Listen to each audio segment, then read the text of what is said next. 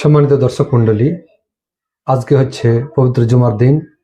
জুমার দিন কতিপয় সুন্নত রয়েছে, আমাদেরকে দরকার সে সুন্নতগুলোর জন্য আমরা পালন করি।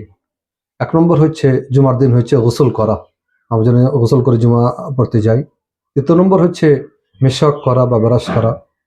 এর মতো 3 নম্বর হচ্ছে যে নতুন বা ভালো কাপড় পরিধান করা। 4 নম্বর হচ্ছে আতর বা সুগন্ধ লাগিয়ে যাওয়া। 5 নম্বর হচ্ছে তাড়াতাড়ি মসজিদে যাওয়া।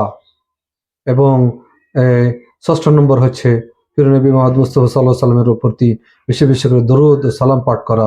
এবং 7 নম্বর হচ্ছে সূরাতুল কাহাফ পাঠ করা।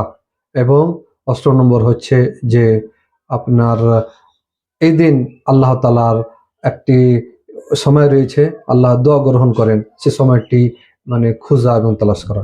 আমরা যেন এগুলো পুরোপুরি মেনে চলতে পারি। আসসালামু আলাইকুম রহমতুল্লাহ। আপনাদের কাছে অনুরোধ, যারা ভিডিও দেখছেন অবশ্যই চ্যানেলটি সাবস্ক্রাইব করবেন, ভালো লাগলে লাইক এবং শেয়ার করবেন। আসসালামু আলাইকুম রহমতুল্লাহ।